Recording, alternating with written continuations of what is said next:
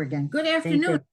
The October 20 meeting of the Clearinghouse on Women's Issues. Today we're focused on the recent ERA convention, Centennial Convention, the meaning and necessity of the Equal Rights Amendment in today's American society, and the question of when is it going to be entered into the U.S. Constitution, because it's already ratified. Our speakers today include Zakiya Thomas, who's the president and CEO of the ERA Coalition Fund for Women Equality, who will describe how the coalition was one of the many supporters of the convention, the future plans for the full recognition of the ERA, and the ERA coalition's participation in the 60th anniversary march on Washington, President Biden's latest statement supporting the ERA. She'll be followed by Lisa Sales, who's the president of the Virginia chapter of the National Organization for Women. She's a member of the ERA Coalition's ERA Advisory Council, and she's an ardent equality warrior for the rights of women and the victims of sexual assault. She will highlight her work at the pre-convention Hill press conference, which she organized, and the bus, the famous Get on the Bus that she organized for equality, including wrapping it in wonderful paper. You'll see a little slide of it in a minute. And also her thoughts on the coalescence of the convention, generations who met and worked together to push for the publication of the ERA Equal Rights Amendment in the Constitution as the 28th Amendment. Claudia Nachega is the Deputy Executive Director of Generation Ratify, and she'll provide the background on its formation and success, the impetus for the Centennial Convention, the importance of the younger generation's participation, and plans for the future. Holly Joseph will conclude with key information on what is needed to get congressional support for approval and implementation of the ERA and the great value in working intergenerationally. I want to share with you a few short slides to set the scene about the conference and some key points that CWI's videographer, Loretta Gubernatis, captured from the sessions during the 2 days of discussions and activities. Roll them. Convention.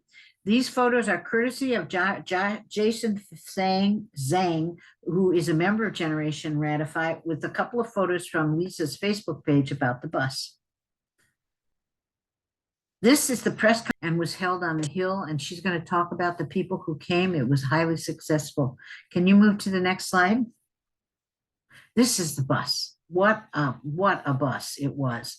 This was wrapped in plastic that was written on by hundreds of people as we made our way up to and we're at the Equal Rights Centennial Convention, and it was really quite a feat, and that we have Lisa to thank for. That's entirely her brainchild. After the bus, and we'll show a picture there, is me and Carolyn Casper, who is the president of Ohio now, at the outside of the bus, getting on the bus. Our first destination for the bus was the First Presbyterian Church, where the first Equal Rights Amendment was exactly offered 100 years to the day that we arrived, I believe. And as a result of that, there was a wonderful manifesto of principles that the young people put forth. This is Laura Prell and Maria D'Ascencio, I think was the name. And if you could roll that clip real quickly, Sherry. Abortion is a human right. Abortion is healthcare and should be safe, legal, and accessible to all, regardless of race, class, gender, age, disability, economic status, or geographic location. That's great. The ERA will help us to secure bodily autonomy and reproductive health care for all. If you agree with us, say, I agree. I agree. The ERA is queer and must center transgendered lives.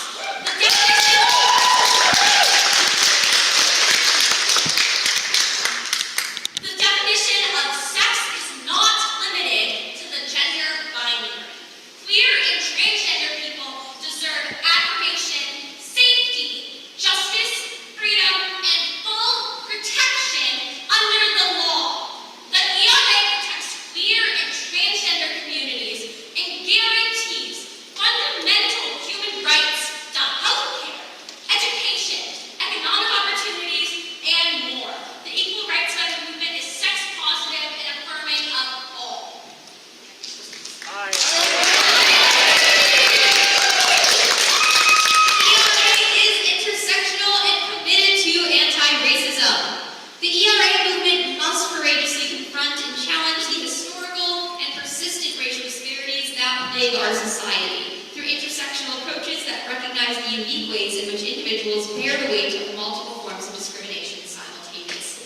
We condemn state violence against marginalized communities, including mass incarceration, gentrification, and the displacement of Native peoples and vulnerable populations. If you agree, say, I agree! Economic justice is gender justice. We recognize that economic disparities that plague our communities and advocate for providing equitable access to opportunities. Economic independence and security are key to the feminist vision. We support the redistribution of societal resources and support one another in times of need. The ERA respects and protects religious pluralism. Religious freedom is a fundamental human right that should be upheld and protected for all individuals, regardless of their race, sex, gender, or any other characteristic. We must respect diverse religious practices and beliefs. We believe freedom of religion must also include freedom from religion. And last but certainly not least, the ERA movement must be disrupted in our actions and challenge discrimination against all humans. The ERA will offer protection against discrimination on the basis of sex. To secure those freedoms and more, we must be loud. We must disrupt the comfort of those who have obstructed our rights for 100 years. We must challenge discriminatory policies and question existing social norms to ensure that we live in an inclusive and progressive society. We will not be compliant or silent. 100 years is too long to wait to be included in our nation's most fundamental document. There you have Rosie Couture on the on my right and Kate Kennedy on my left. Those were the two people who did a majority of the organizing on the conference. Rosie's, of course, the president of Generation Ratify. And then we had diverse and intergenerational discussions all over the place, which was really one of the most heartening things about this conference. We discussed more diverse and intergenerational, and we discussed how to organize to get the ERA published. And we talked about integrating the ERA into the civil rights struggle, which is very important. People don't connect those things together, and they should. We talked about putting equality first, and we had some fantastic speakers.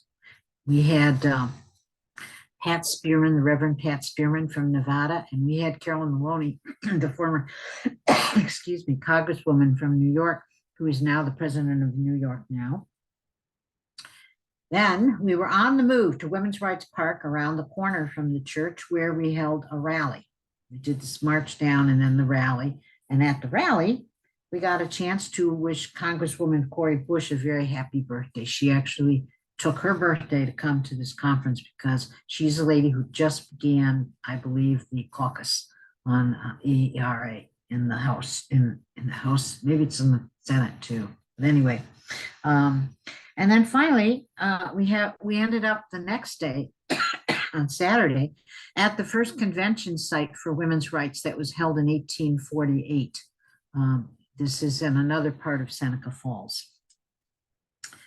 And if you look around this park building, you'll see these beautiful murals, and Ellie is going to talk about them. Can you?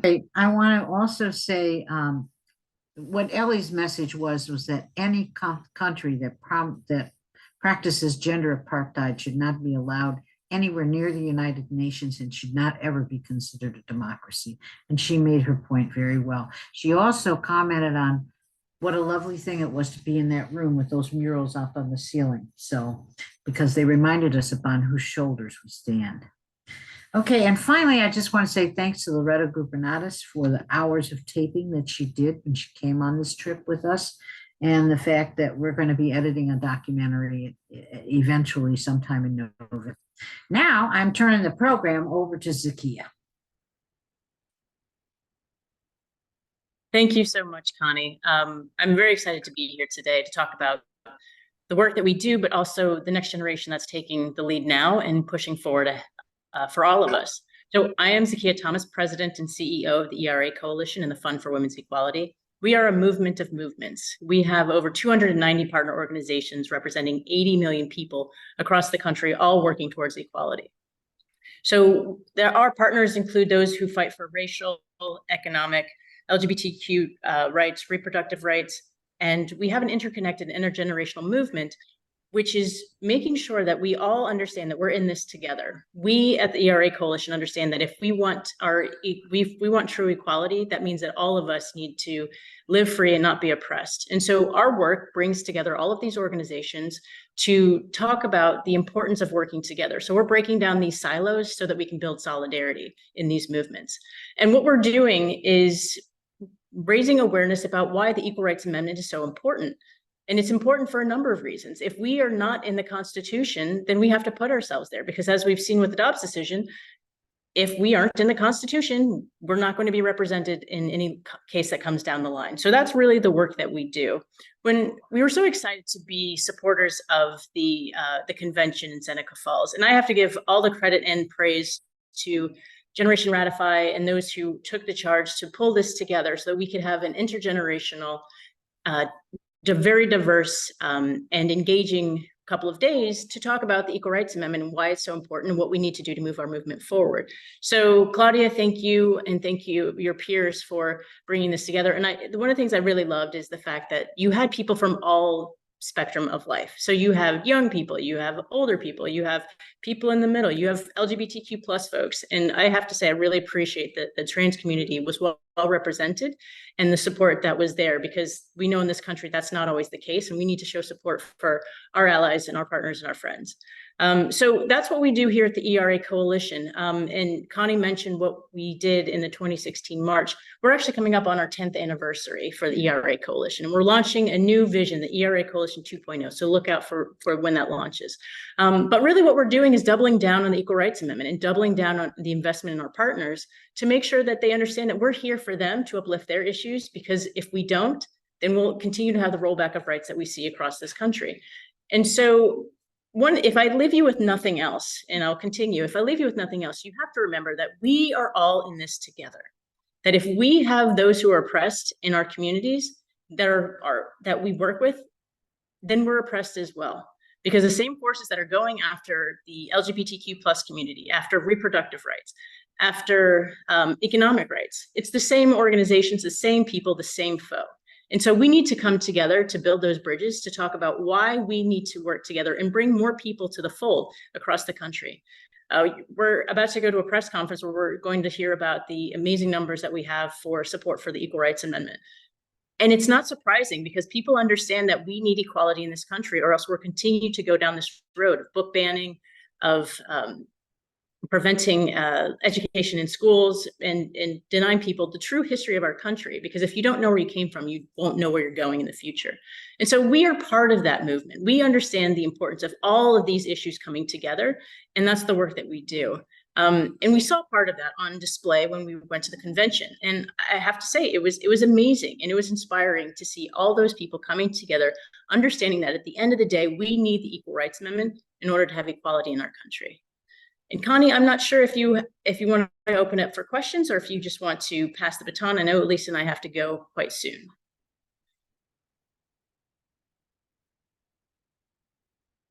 What I was going to suggest is that we wait till Lisa gives her thing, and then they can ask both of you questions before you run. That works well. So I will pass it on to Lisa. Perfect. Thank you. Okay. Hi, everyone. Thanks for having me, having us. We're really tickled to be here. And I can't, let's see, can I lower this? Yeah. No. Zakiya has a fancy laptop that's touchscreen, and I don't know how to operate it. So I'm here to answer our why, how this came about.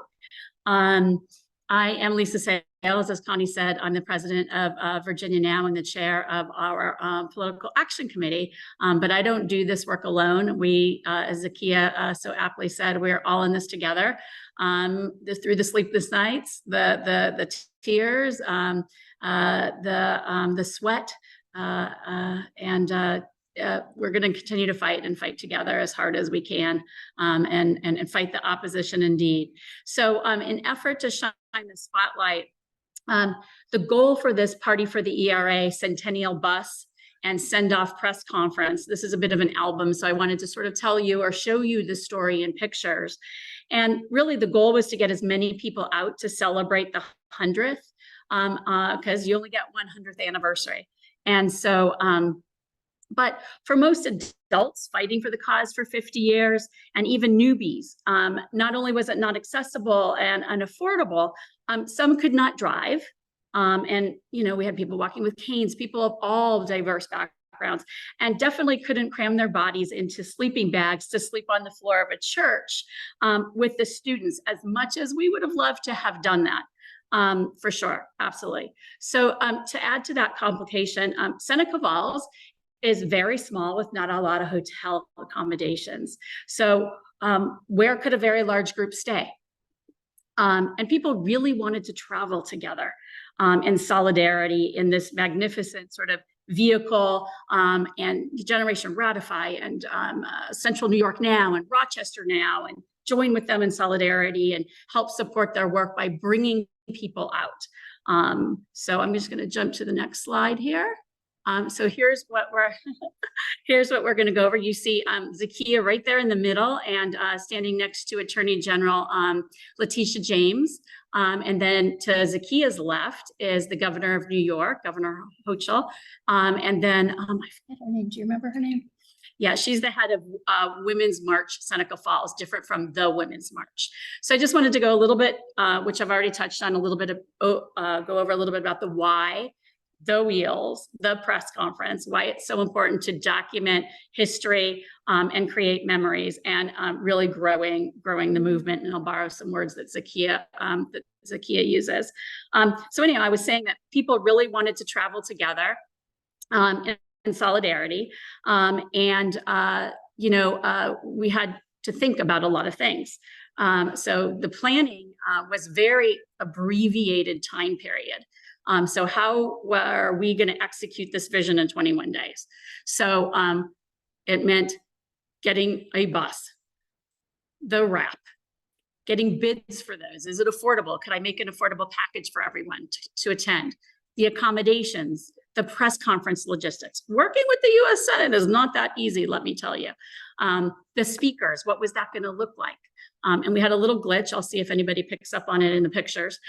And I don't know if you noticed either, and then the marketing. And I have a little key here, a lesson learned that we probably all know, but it bears mentioning. Our outreach was on social media platforms. Yes, it was through collaboration with other groups, emails, calls, and then the fundraising. This was probably all said and done when you talk about the hotel rooms, a $50,000 ordeal. You know, all done within 21 days. But what I found is that we can do all the social media we want. We can put it on all of our platforms. We can send it out in all of our newsletters, but nothing works as well as a high touch. So for sure, I would not have been able to do this in such a short period of time if I didn't touch or call every single person involved and every person that was on the bus, or who decided not to take the bus, but to share our hotel accommodations with us. And so every single person that participated was because I personally spoke with them. So I think that's the importance of our movement, and we can't all get to everybody through our social media. So I think really reaching out to folks and having conversations with them is the key. So then we had the designing stage, right? We had the bus wrap messaging. Answering the WIFM. I don't know how many in the room know what the WIFM is, but in my time at the Pentagon, we would use this all the time. And it's what's in it for me. It's answering the what's in it for me question. What are some compelling graphics? What's maybe a meaningful action that we can develop for folks to take some ownership and feel a sense of belonging? And then what's the strategy, right? Not just what's the why, but we want to foster inclusiveness. We want to get people to get on their ERA, get out their ERA, and we wanted to make it affordable, educational, picture-worthy, and eye-catching. So there were lots of moving pieces, and we wanted to be ready to deploy the vision in less than 21 days, as I said. That was a lot of sleepless nights, let me tell you. And I will also share that June 27th is my birthday, and we had a bus coming in from Richmond. And on June 27th, right before the National Now conference, which I also was organizing behind the scenes, most people don't know the bus completely fell through. So I had no bus on June 27th for an event that was happening. If people wonder why I was crazy at the conference, for an event that was kicking off July 20th. And so I thought either I could start refunding people's money, take down all the posts, or I could make this happen. And so that meant going out for new bids, getting a new bus, finding somebody else to wrap the bus, and all of that. So you can imagine those logistics. Also, so I want to talk a little bit about in this lovely picture of Corey Bush with Carolyn Casper and Julie Briskman in the background, and Taylor, one of our wonderful students. So is about filling this gap and why we needed to work to fill this gap to be more inclusive. I was getting calls from students' parents. My daughter really wants to go. My son really wants to go.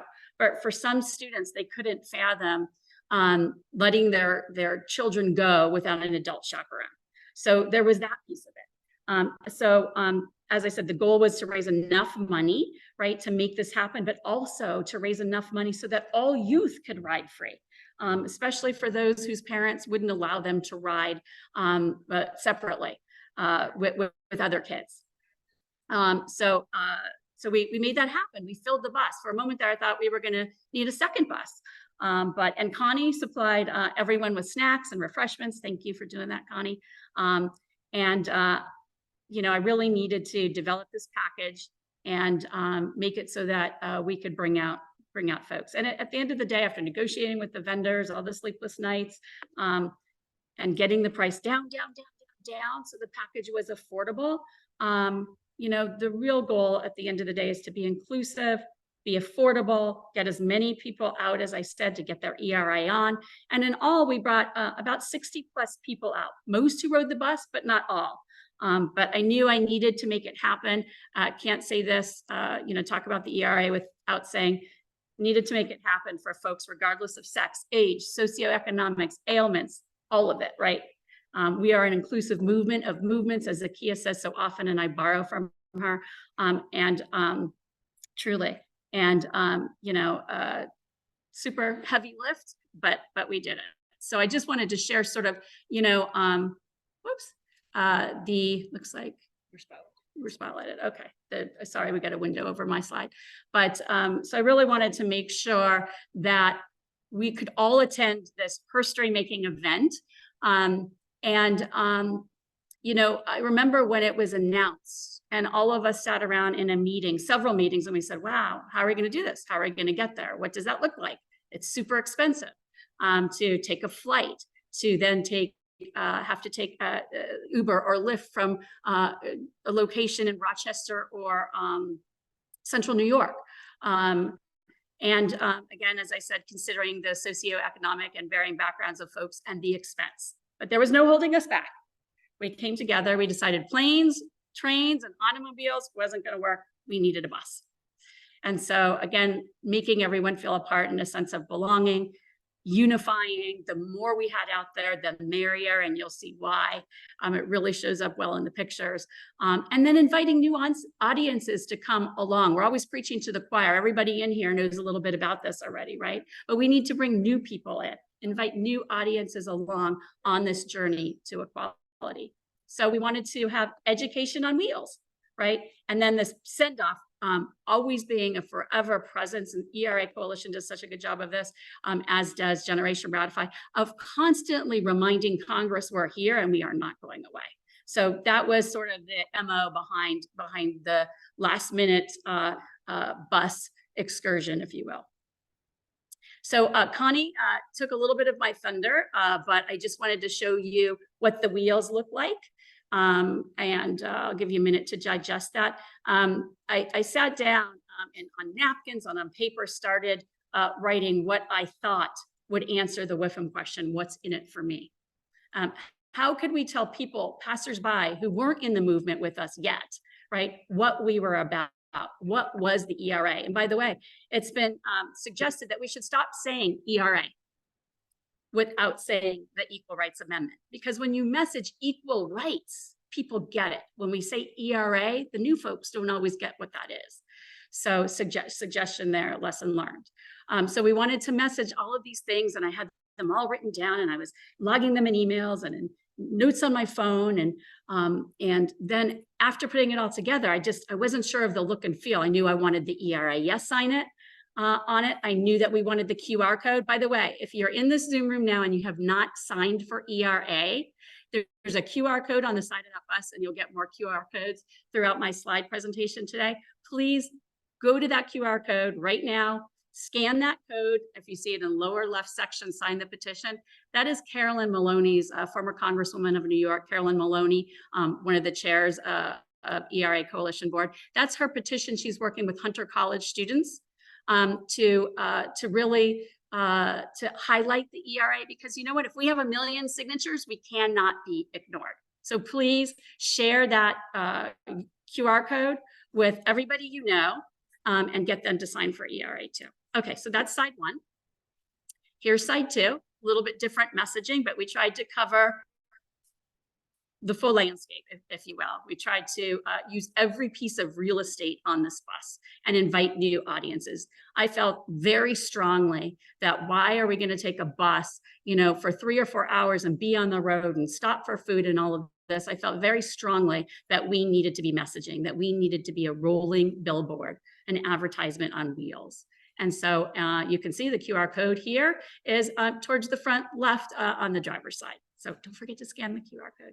So again, messaging, we used every piece of the real estate on this bus: the front, the back, the sides, the top, the bottom. I have some video, but I just didn't fit it in here, of the bus actually being wrapped. And maybe we could look at that another time, or I'll have to get it posted. I still am so behind in posting all the pictures that we've captured. All right, so I said we used all the real estate, and I promised you the QR code again. There it is. And then you'll see our partner organizations in this trip who help support or fund, along with a lot of small donor individual donations and ridership fees. This is what we used to fund not only the bus wrap, but half the bus was filled with youth riders, which we are really proud about. So yeah, so these are the groups, and here's the door, honk if you love equality. That's also in another spot on the other side of the bus. And here's our collaboration, unification, a picture of us, most of us all together. I see some people are boarding the bus. Connie, I think that's you going up the stairs of the bus. So not everybody is face forward in this picture, and some are already on the bus, but really great to have, you know, folks from all backgrounds, all ages, you know, interracial, intergenerational, just all of us. And we still need to invite more to the movement. Okay, this was some of the marketing pieces that went out. I'm not going to take a lot of time here. This was even before the bus wrap was designed, just to pique people's curiosity and generate conversation. Again, QR code on both sides if you haven't already scanned. Sign for ERA. I'm getting my money's worth here, right? Carolyn will be proud.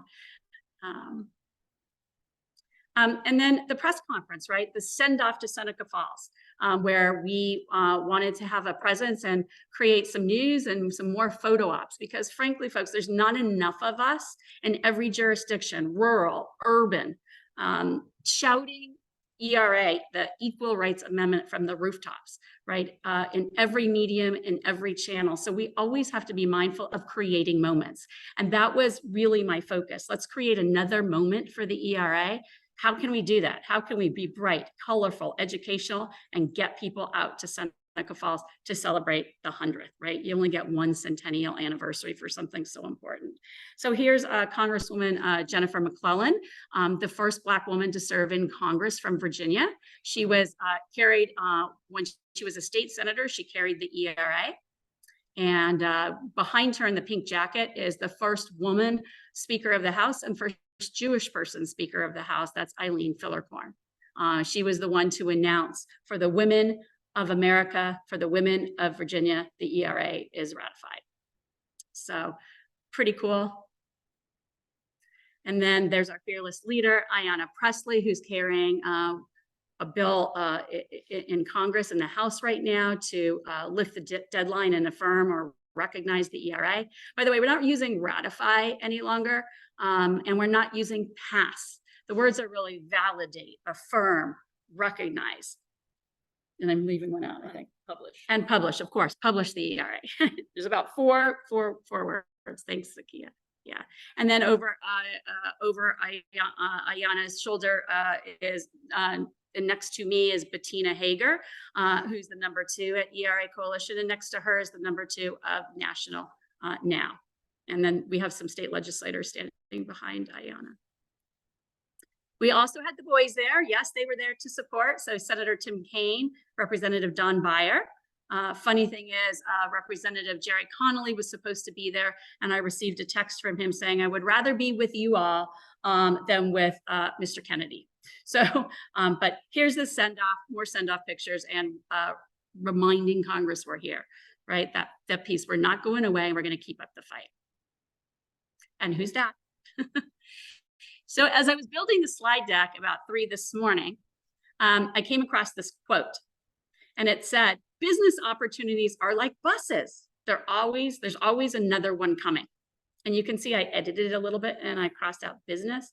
And I said, gender equality opportunities are like buses. There's always another one coming. So thank you, Richard Branson. I hope you don't mind that I've altered your quote. But here we are documenting history, creating memories, and we gave people an action. Here, I think we are stopped at a Cracker Barrel to have a bite to eat. And so you see that Connie is signing the bus and demanding that Joe Biden get it done, right, by signing the bus, but giving people some ownership by allowing them to do something fairly easy to introduce them to the ERA, like something, even though it's passive, it's fun, it gets you interested as signing the bus. Signing for ERA. And then I've just put together a few collages of photos so you can get a sense. You can see the heart behind, I can't remember her name, this beautiful woman in the lower middle signing. But you see Ellie has signed the bus there, Carolyn Maloney, Zakiya, Bettina's over there. You see our young little feminist on the bus, that is Jemison. Wearing her ERAS button. In the upper left-hand corner, you see young and old, right? Former supervisor in Fairfax County and the daughter of a fairly new young supervisor. And again, showing our, intergenerational, diverse background here in Seneca Falls. And again, this idea of an action, right? Sign the bus. That's why I have action, right? Seneca Falls, New York. Just the idea again of documenting history, creating a moment, creating memories together, and making everyone feel a part and a sense of belonging. So creating these moments to highlight the Equal Rights Amendment. There's Tish James again, telling stories that truly unify, being inclusive, not exclusive, and showing how the ERA is for us all and can work for us all, how it impacts all of our bottom lines, how it works for LGBTQ+ people, how it works for women, families, children. It affects us lifelong. And so we need to all be in this together. So telling stories that unify. Over to the right, you see Pat Spearman standing there with Representative Cori Bush. You might recall that Senator Pat Spearman carried the ERA in Nevada and really kicked us off with the 3-state strategy. And then down in the middle is President of Georgia now, Triana Arnold James, surrounded by her daughters. I had a real picnic trying to fit these all in, and there's so many more photos. Again, showing all the participants at the press conference. We had a young gentleman speak in the upper left-hand corner from Voters of Tomorrow. I don't know if anybody has picked up on what's missing yet. I did not speak. I introduced folks because I had a run-in show on the podium and people weren't seeing it. But has anybody picked up on what's missing? Do you see what's missing from these photos? an important detail, unfortunately. See if you take a look at, I'll give you a hint, pictures 2 and 4. Yes, yes, yes. So the US Senate seal is missing from the podium. And you see Cori Bush in the upper right side, our right. It was her birthday the very next day. The anniversary of the ERA is Representative Bush's birthday. And so I'm kind of curious how many representatives have been sung happy birthday at the Senate podium. So kind of cool there. And then you see members of Virginia and Charlottesville now, and then Connie and her Irish intern, the beautiful Maya. And then in the center, if you can see, the woman in the center is wearing an apron, and I alluded to this a little bit earlier, and a little blue blouse there in the middle. And she is one of the many that came out of the Cracker Barrel. I was waving all the Cracker Barrel employees out who were asking questions. What's the ERA? Yeah, I'll sign. Okay, right? And we just introduced the ERA to a whole new audience, a whole new group of people. And then at the bottom, you'll see we made the governor's website. More photos. Ellie Smeal, of course, one of the money shots of the bus in front of the monument. You can see our press corps down below, which I've covered up partially with pictures. The youth folks represented up in the upper right. Again, Tish James. There's our money shot, courtesy of Baloo, who runs ERA Coalition's social media. Fabulous shot. She also took this one right here with the monument, Washington Monument. And so this is what it looked like, right? This is how it started way back in July 21, 1923, when Alice Paul and Crystal Eastman unveiled the Equal Rights Amendment. And now this is how it's going. So growing a movement of movements, as Zakiya says all the time, making it intersectional, multi-generational, and inviting more people to have a seat at the table, right? And educating them about the ERA. So that's me. Thank you. I'm the one in green behind the governor's head, standing next to Zakiya. And I think that's it. Let me see if I forgot anything from my notes in my phone. Yeah, just that, it would be nice if we could make the ERA roll off the tongue like abortion. We need to do everything we can to draw the spotlight and educate newcomers. I think I touched on that. And the more we can involve others and introduce them to the Equal Rights Amendment, bring newer folks into the fold, the more successful our movement of movements will be together. So that's it. Thank you. Thanks for having me. And we have just had a whirlwind tour of a 2-day, 2.5-day, 3-day expedition. Thank you so much, Lisa. Thank you. Thanks for all you did, Connie, to support. Claudia, I'm turning to you now, and I'm asking you to take over the reins here and give us the lowdown from Generation Ratify. Yeah, of course. So my name is Claudia Nachega, and I'm the Deputy Executive Director at Generation Ratify.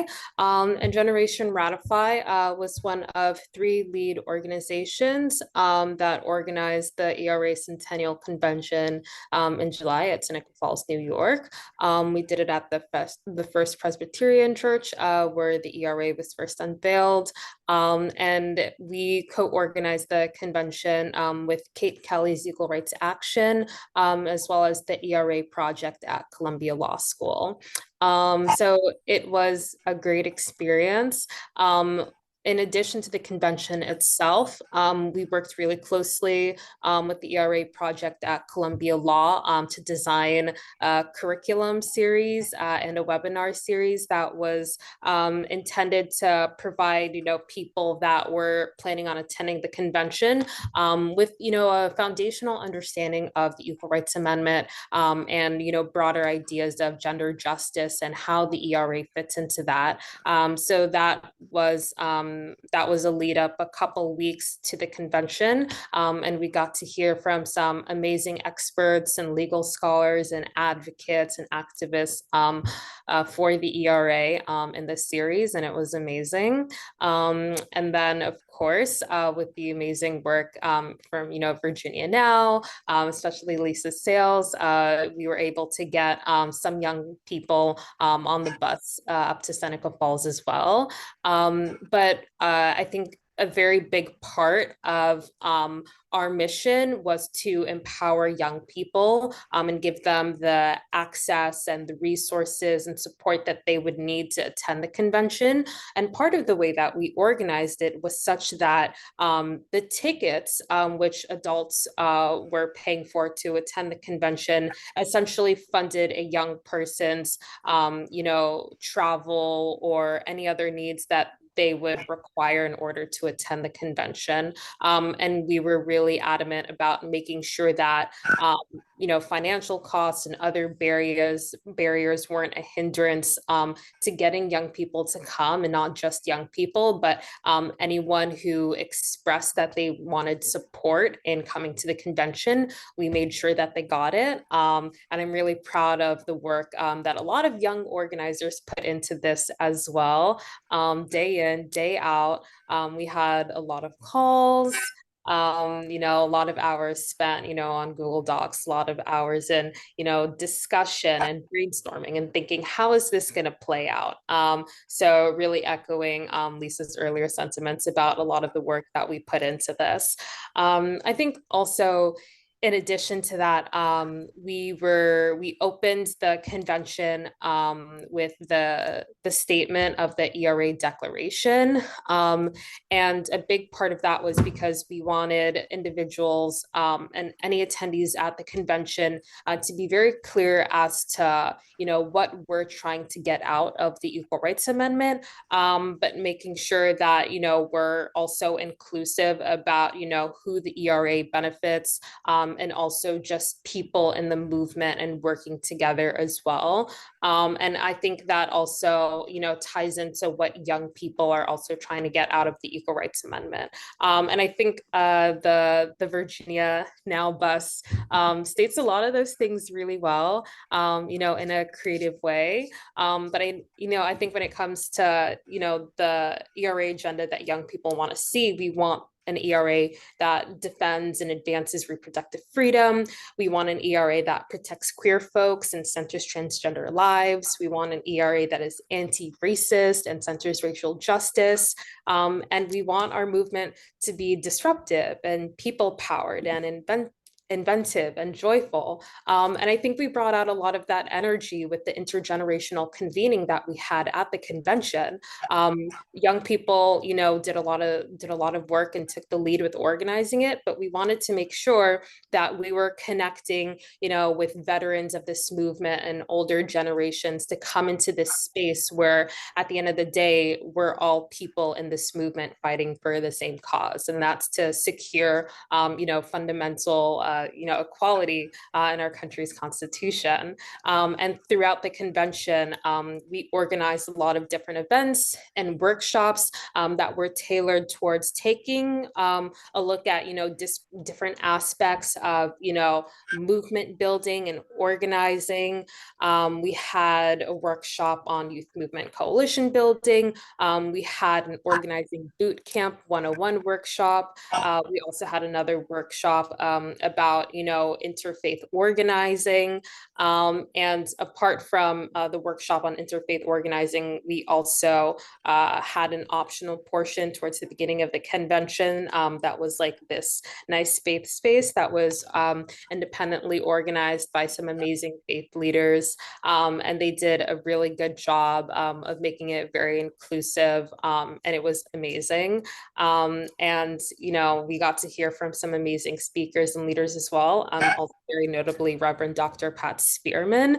It was great to have her present at the convention as well, especially like Lisa mentioned, she helped carry the ERA in Nevada, helped it become one of the last 3 states to finalize or to ratify the Equal Rights Amendment. So that was amazing work.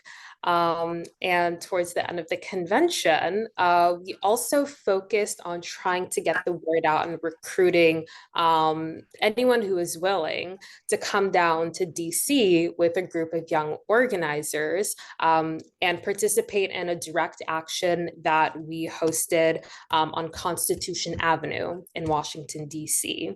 And the convention was honestly a great way to do that. I think there was so much energy and there was so much excitement that, a lot of people were interested, and we were able to make sure that anyone who wanted to come down had the ability to do so.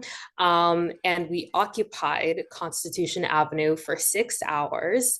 And we were situated on the street directly in front of the National Archives. And our big ask was, demanding that the National Archivist certify and publish the ERA, calling upon Biden to do so, as well to instruct the archivist. And it's because we want to make sure that, young people's voices are heard. And like I previously said, we want to be disruptive. We want to take up space. We want people to know that the ERA isn't just this procedural thing that should have already happened. The ERA is about our futures. This is a fight for our futures, especially when it comes to young people. And I think that's really important to know.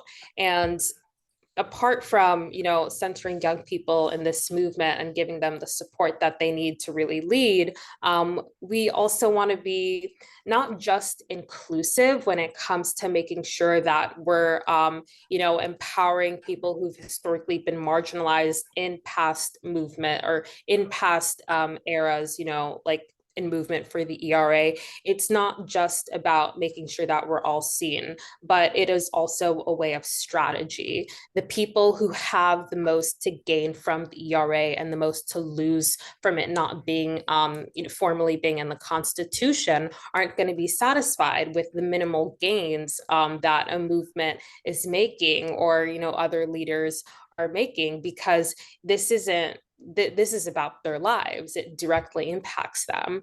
So I'm really proud to be, part of a movement that, values that diversity, but also uses it as a key to winning the ERA and getting it across the finish line. So the action went amazing. And we had 2 organizers, Risk Arrest, Ella Duncan High, who currently used to work on Generation Ratify's Virginia team and now currently works on the national team as an organizing coordinator, as well as Rosie Couture, who's a co-executive director at Generation Ratify. They both put their bodies on the line to explicitly demand for equality and protections, under the Constitution. And this is an effort that we planned in the lead up to the convention as well. So we had young organizers working on the convention, and then we had young organizers, especially from the DC area, working on making sure that that direct action went off without a hitch. So we did a lot of amazing work, and we've highlighted that on our social media as well. And it's also been very empowering to work with, especially congressional allies in this movement and this work.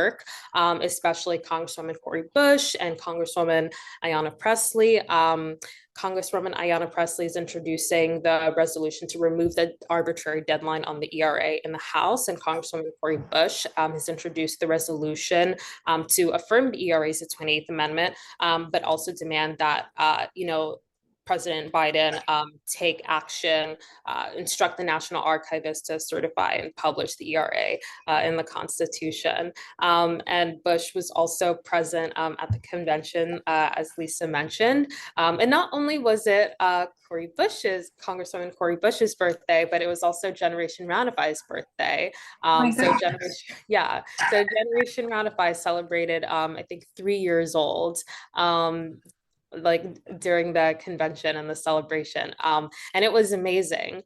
And also, to Lisa's point about the language that we use when we're talking about how we win the Equal Rights Amendment, I'd like to note that Generation Ratify essentially fulfilled its namesake the first year it was founded. A lot of our young organizers, before they, formally founded Generation Ratify, were a big part of the effort to help become to help Virginia become the last and final 38th state to ratify the Equal Rights Amendment. Post-convention, occupation of Constitution Avenue, right now as a young movement, we're thinking about how we can help and empower, young organizers, to actually build local power in their communities and help drive that towards advancing a federal ERA. And in terms of making sure that, we're creating solid organizing resources for them to actually take action, we're also thinking about, what goals or what things do we want to change about our movement? Does our name still make sense? Do we want to do something different? How do we take things to the next level? And I think the convention is something that really helped with that. It wasn't just, a celebration of, the ERA Centennial, but it was also a way for us to collectively strategize as a movement, and not just young people, but also individuals from different generations overall who can, who gave their own insight and experience and, advised us to, how we grow as a movement, how things looked like back then, what we can do differently now, and working in coalition with each other to really advance this cause that we're all passionate about, whether or not you've been, working towards the ERA for, 20, 30 years. It was amazing to meet individuals like that. And also just being able to meet and connect with young people, who've only known about the ERA for such a small amount of time, or who first heard about it when they saw us, promoting the convention on our social media. So I think that was amazing. And, right now, we're connecting with organizers and people who are also, taking lead at the convention to kind of debrief and see, how we move on from here, and just having those conversations and making sure that we're sustaining the momentum that we've built with these big events, and making sure that, it's pointed and strategic, and we're aligning that with winning the ERA in the long run. That's fabulous. Absolutely fabulous. Where can we put me as an older person, where can I put myself in a place where it would help you? Well, I think I would say there are a lot of different ways to support the movement, whether that's your expertise or your work or your financial support. We appreciate all forms of support that we can get. And if it happens to, be, your time or your work, you can definitely reach out to like any leader at Generation Ratify. If we haven't already, I know that we're shortly going to be posting a national team directory, so you can connect with specific individuals. But also on our website, we have a page where individuals can donate to our movement. And we also really appreciate that because a lot of us are students. A lot of us aren't, working, paid jobs regularly. So it is really helpful, to be able to have that support from other people. It's part of the reason why we were able to stay fed and hydrated under the sweltering heat during that occupation of Constitution Avenue. So we appreciate it. So is that a 501c3? Are you guys a 501c3? Do you know? Generation Ratify is fiscally sponsored. I'm sorry, is fiscally sponsored? Yeah, we're a fiscally sponsored organization. But do you have you don't know if you're a charitable organization? I could look into it. Yeah, let's find out, because that entices people, Claudia, to give money because it's tax deductible. Yeah. Yeah.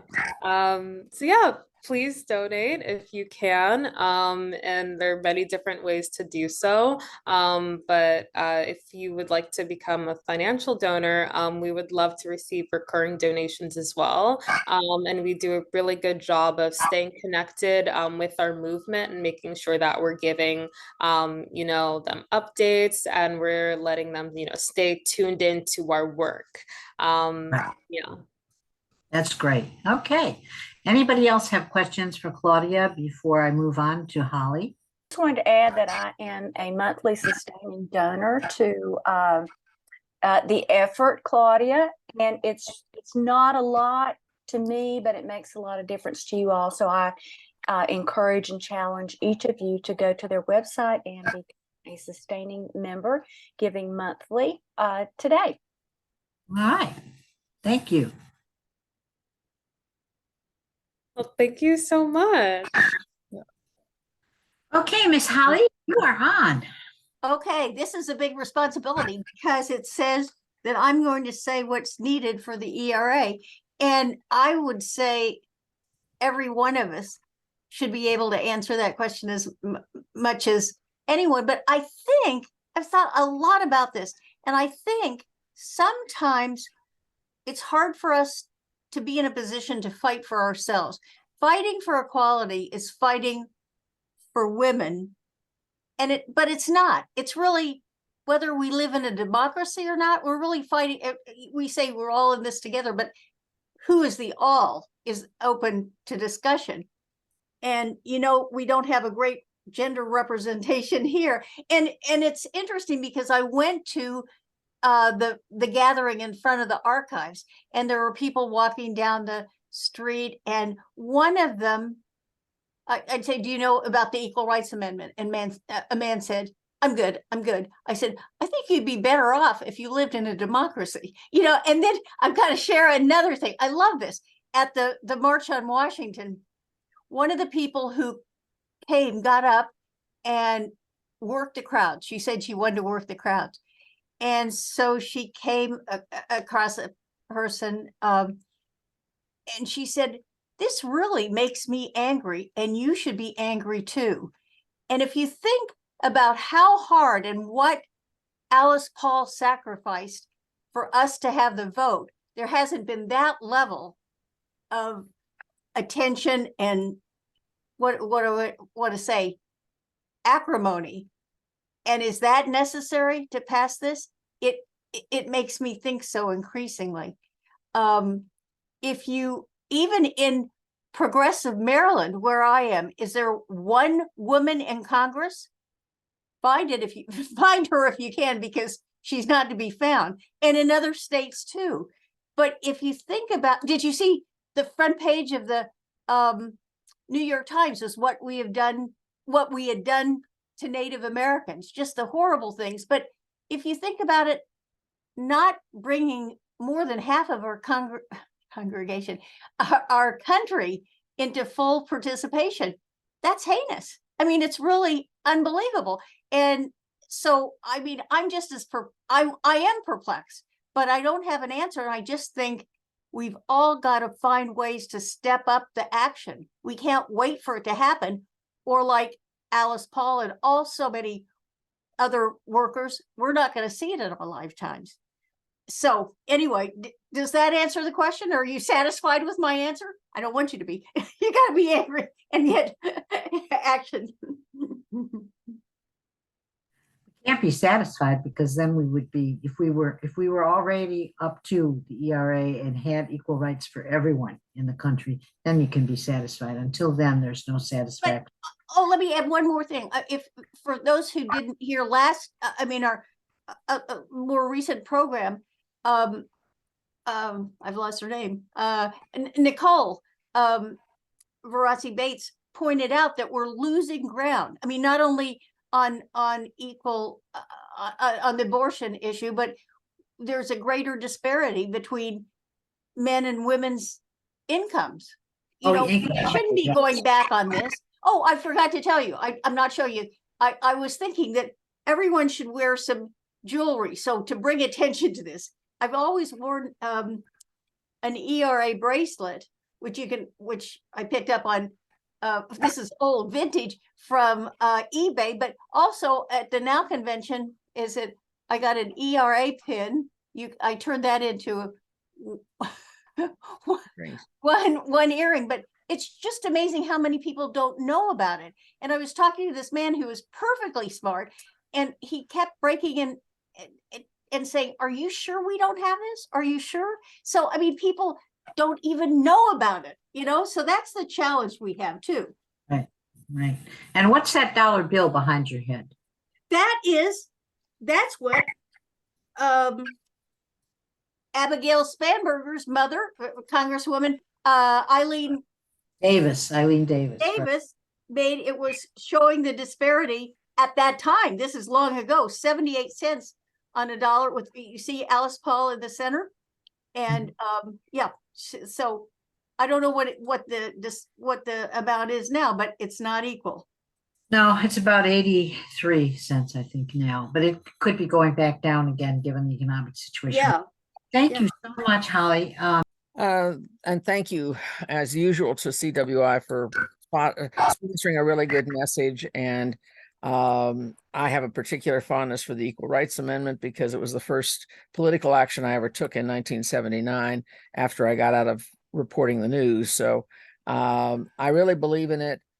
I did not hear anybody in this presentation talk about actively partnering in a focused way with focused messages with the organizations that are working this year to elect women, primarily Democratic women. I hate to say this is a party thing, but the Republican Party, which basically controls the government right now, the only reason Virginia ratified was because for 2 wonderful years, the Democrats were a majority in the legislature. But very few, if any, Republicans will, even if they support the Equal Rights Amendment, will challenge their party right now. The president, given all that's on his plate, going to the mat for the Equal Rights Amendment and before he gets reelected is not going to happen, and I'm not going to blame him for that. I believe that we need to have a very focused message that operates through PACs, not so much nonprofits, because they can't endorse people. We need to make support for the Equal Rights Amendment an absolute bottom line position of anybody who is running for Congress. And I'm sure that there are some Democrats who are weak on it, but if we replace some of the people in the House, we have a much better chance of getting all the strategies are great. They will not happen if the House stays as it is now and if the Senate is lost. And if we get Trump in, which is possible, I mean, that's scary to me, but it's possible, we won't have the Equal Rights Amendment for another 100 years. In fact, we may not have a democracy. So I like the message about you're supporting democracy, but I think that the most important thing for the next 13 months is absolutely to get every person in this country, including youth, and Claudia might be able to, how will we get the young people whose future hinges on the Equal Rights Amendment, how will we get them to the polls to elect people at all levels, but especially at Congress and president, that will support the Equal Rights Amendment and that have a strong enough political majority that they can make it happen? That's my question, and I thank you very much for the work. I really don't think there's much else to do in the next year. You want to take that one on, Claudia? Sure. I guess as for get out the vote efforts, I think that Generation Ratify partnered with another organization, the Feminist Front, I believe, to host I think phone banking for candidates or that not so much candidates explicitly, but making sure that we were just reaching out to our organizing base, especially young people who are eligible to vote, to get out and vote, and coming from a feminist perspective, and highlighting how there are so many different gendered issues relating to sex equality and gender equality and queer rights that are on the line. And I think of particular note, like you mentioned, would be the issue with abortion. abortion. So, you know, especially in the post-Dobbs era, you know, where, you know, the abortion access at the federal level has essentially been gutted. We've seen, I think, a lot of organizers starting to double down on making sure that they're securing legal abortion access at the local and state levels. And I think since the Dobbs decision, you know, was officially released, I want to say, I think every state initiative that has been aimed at putting explicit protections for abortion access or strengthening abortion access, voters in those states have voted in favor of those protections, and states that have, you know, introduced initiatives to, you know, ban or restrict abortion access, voters have essentially rejected them. They haven't succeeded. And I think especially in the last midterms, we saw a lot of young voter turnout. And I think our generation especially talks about how abortion was, you know, the #1 issue as to why we were turning out, especially young women, considering how, you know, abortion access impacts them. So I think part of how we win is, I think, making sure that we're building coalition with other organizations, you know, who have a very specific focus on making sure that they get young voters to turn out, because young voters are overwhelmingly voting in favor of abortion access, and the polls and the statistics are showing us that.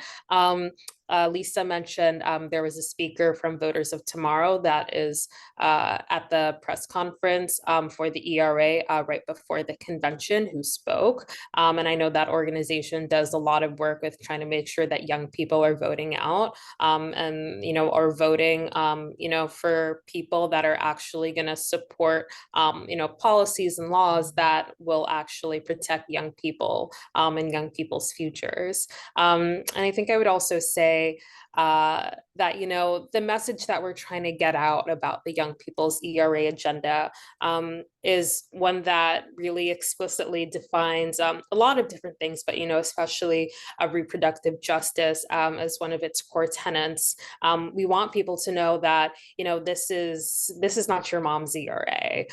This is a new movement, and we're not just telling that to other people. We're making sure that our leaders know that. We want the ERA to be interpreted in such a way that we're making it very clear that this is what we see it protecting in the future. Our leaders need to know that, and people who are going to be interpreting the law, you know, also need to do that. So I'd say those are two key things: coalition building, increasing young voter turnout, but also, you know, building movement and power around the ERA and getting people amped up about it. Can I just respond briefly? Thank you very much, Claudia. I think that's a very good answer. Dobbs was the outcome of a 50-year, well-funded effort to push women back. The reason that the Equal Rights Amendment is so deeply opposed right now by some of the same interests is because the belief is that the passage of the Equal Rights, the acceptance of the Equal Rights Amendment in the Constitution would automatically make Dobbs problematic and would restore what Roe tried to do. And I will tell you, I'm also from California, which has more abortion protection in our laws, and we just passed a bunch more, the governor's signing. And I think that's essential, but we have many areas in California you can't get an abortion. You can't even get decent prenatal service. So I just think there was enthusiasm by young people in the 22 midterms. We have to have that and more in the 24 midterms, and the issue has to be very explicitly tied not just to reproductive choice, but to equal rights in general. And I know that NWPC is happy to be part of that. We've been part of the ERA coalition forever, but we need to be finding any organization that can legally endorse candidates and have them make that an issue, because otherwise I just don't think it'll happen. And I think 2024 democracy is on the line, women's rights are on the line, race equity is on the line. We can't really spend energy on anything but getting the right people elected. But I wish you well, and I'll donate to the Generation Equal. Thank you very much. As you can tell, I'm passionate about this. And I'll shut up. Thank you so much. Claudia, can you put a link in our chat that would tell people where to go to donate to Generation Ratify? Can you do that, Claudia? Yes, I'm doing that Good. right Just now. put it in the chat. If you can, just slap it in the chat, wherever the donation page is, so people know. Okay, I just dropped it in the chat. Thank you, Claudia. Okay, now, are there any more questions that I've missed the hands up for? Yes, Sue? yes. I have a quick follow-up question for Claudia. I was wondering if Generation Ratify is doing anything to work with a new organization that David Hogg has founded. I think it was called something like New Leaders. And I don't know how much it has been involving any feminists or doing anything with Generation Ratify. I was wondering if you have had contact with that organization. Yeah, I think David Hogg's work around founding Leaders We Deserve is very admirable. And I'm not surprised that that's something that he's worked on. I know that he has a lot of experience in leadership with March for Our Lives. That's another big young movement against gun violence. And I think it's really inspiring and uplifting to see that young people are really making strides in getting involved in politics and trying to create change that young people want to see by young people for young people. And I don't know if we're gonna do any work together explicitly in the future. Maybe we will, but I think for now we just kind of like support from the sidelines, and we encourage young people to become leaders in their communities, and just connecting them with other groups that can also help empower young people in ways that some organizations can't or don't necessarily have expertise in. And I think that's another point as to why coalition building is so important, because I think movements and organizations, they can only do so much beyond what their I think scope and expertise lies in. And I think it's really important that they're working together to amplify and highlight each other's work. And yeah, I think the work that, Hogg is doing is really important, making sure that, young people have that financial support to, be able to run for office and actually start, introducing and passing legislation that will help young people. So all the good support. Yeah. That's great. And I have one other question for you.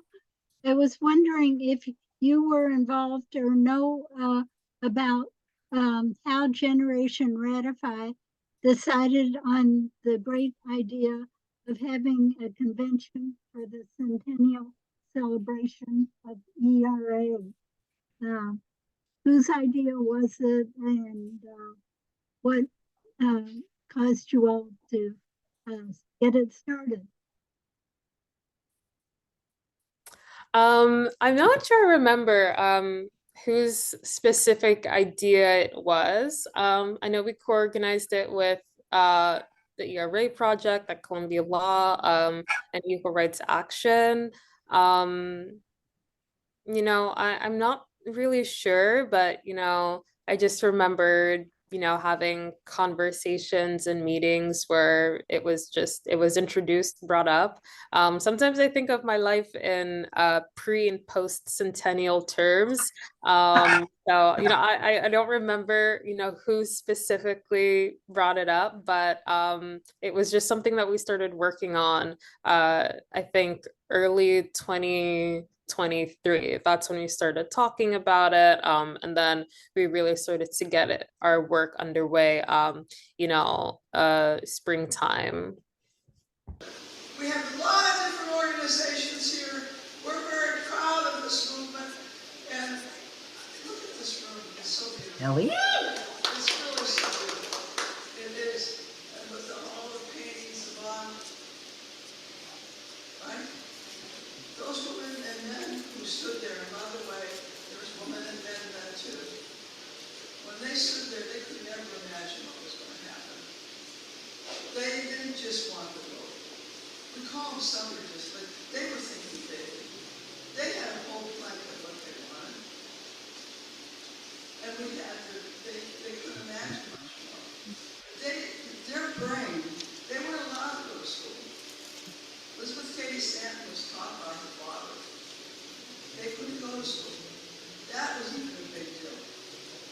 We've had a lot of gains. We just got to finish the job. And we got to realize one thing. The women of the world also needs this. They also need it. There shouldn't be allowed in the United Nations any question that anybody that practices gender apartheid should not be recognized as a legitimate government. All right. Well, I thank you all for coming. I hope you found this as valuable as I have today.